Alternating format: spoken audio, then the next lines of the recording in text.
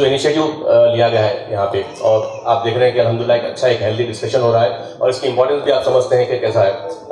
यानी कि आवाम के जो सजेशंस आते हैं हुकूमत को रिस्पॉन्ड करना चाहिए, हुकूमत के पास जो मसाइल है आवाम के सामने रखनी चाहिए। तो इसको हम कैसे मजबूत बना सकते हैं, कैसे इसको इंस्टीट्यूशनलाइज किया जा सकता है, उस पर अगर आप एक उसमें आमिर भाई के लिए एक ऑडियंस से सवाल था, थोड़ा टेक्निकल सवाल है वो। आई थिंक उसमें ये पूछा जा रहा है कि अगर ग्रुप 1 या ग्रुप 2 के लिए एग्जाम लिखा गया और क्वालिफाई हो गए, और एक और मेरी हायर ग्रुप के लिए लिखा गया, उसमें भी क्वालिफाई हो गए, तो how does the seat vacancy open up? इसके सामने कुछ बात। मेरे लिए हमेशा शबीर भाई के साथ व्हेनेवर आई सिट एक क्लास हो जाती, एक लेक्चर हो जाता है, so much more I learn. तो मेरे लिए तो बड़ा फायदेमंद था ये डायलॉग, आप लोगों के लिए नहीं मालूम क्या था। तो वो एक हमेशा हर वक्त मुझे ज्यादा मालूम था। दूसरी चीज ये कि वो ये अहम है उसूल, आई मीन एवरीबडी हियर, और मैं खुशकिस्मत हूँ कि आप लोग में से कुछ लोग अभी भी बैठे हुए हैं। इट इज अनफॉर्चुनेट कि और लोग नहीं है, होना चाहिए। जब तक जैसे शबीर भाई ने कहा कि भाई हमको तय करना है कि हमको मसला हल करना है नहीं करना है, और मजबूरी तौर पे करना है नहीं करना है, और do we always find fault with the leadership कि हमारे लीडर खराब है। भाई लीडर तो सब वही है जो इस कमरे में बैठे हुए, अगर हम नहीं कर रहे वो तो किसको, वो जो एक निकल के आया उसको एक नीचे खींचते रहे, वही एक पार्टी जो कुछ बोल रही उसी को हम खड़ा कर दे रहे हैं कि भाई तुमने ये क्यों नहीं किया, वही तो फिर where is the solution? So the first point I want to make, Masood, is that एक जो मैं आप लोगों से सबसे गुजारिश बल्कि सवाल कर रहा हूँ कि हमारा दुश्मन कौन है? You know, it is not so important right now to find our allies. It is very important to identify the enemy. हम कौन सी लड़ाई लड़ रहे हैं? हम ये BC सब कैटेगराइजेशन की लड़ाई लड़ रहे हैं, या हम सर्वाइवल की लड़ाई लड़ रहे हैं?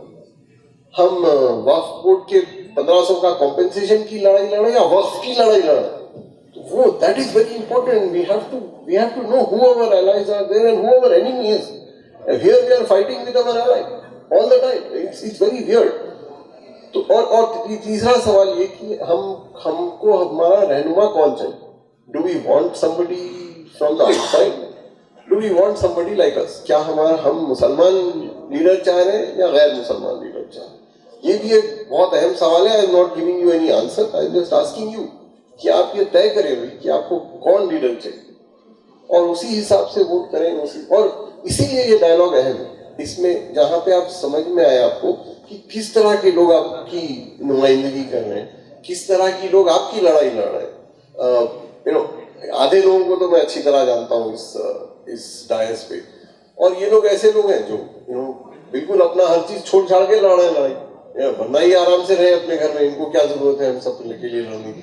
तो अगर ये कर रहे हैं तो इनको हम मजबूत करें या इनको कमजोर करें, इनसे हम सवाल करें इनकी इंटेग्रिटी के बारे में, या इनसे सवाल करें या इनको सजेशन दें कि ये किस तरह अच्छा काम।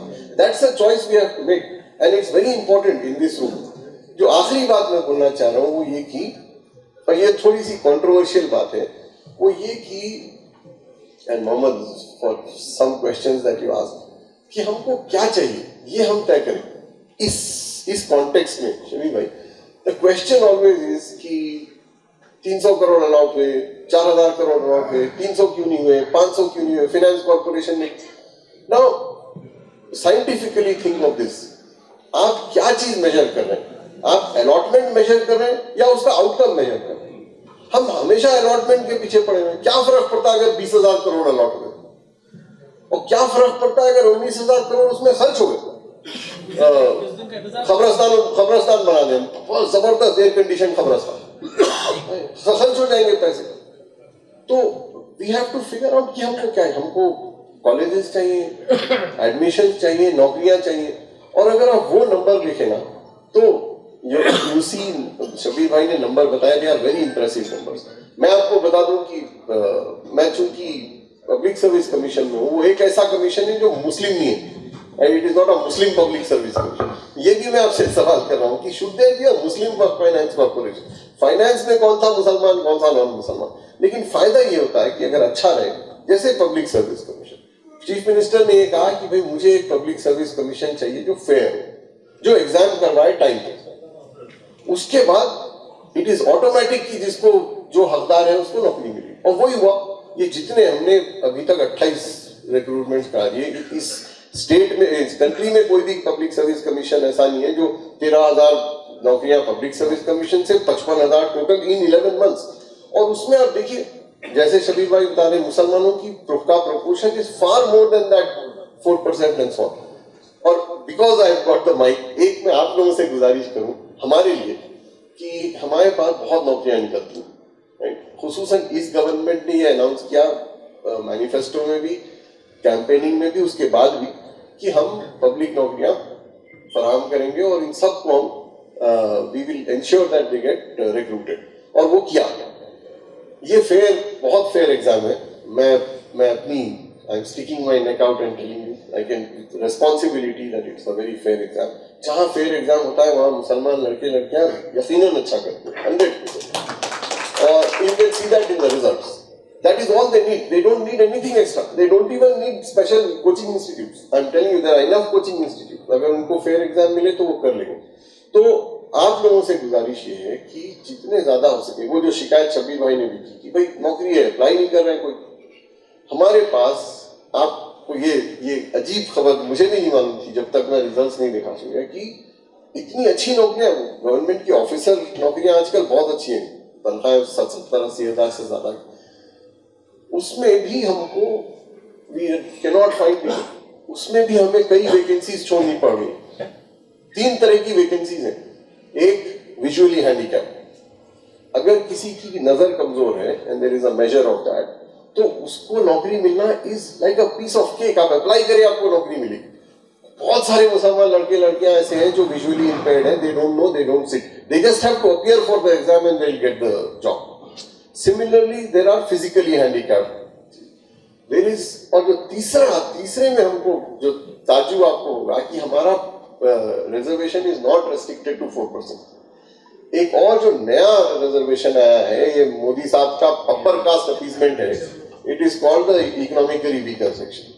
जिस घर में 50-55 हजार रुपए महीने से कम की तनख्वाह है, वो गरीब है इस मुल्क में, सिर्फ उस रिजर्वेशन के लिए। उसमें रिजर्वेशन 10% है। और उसमें कौन आता है? उसमें वो इतने से अपर कास्ट है तेलंगाना में, और सारे मुसलमान, and every Muslim is earns less than 50,000 rupees. We have 4% BC and we have at least 8% EWS।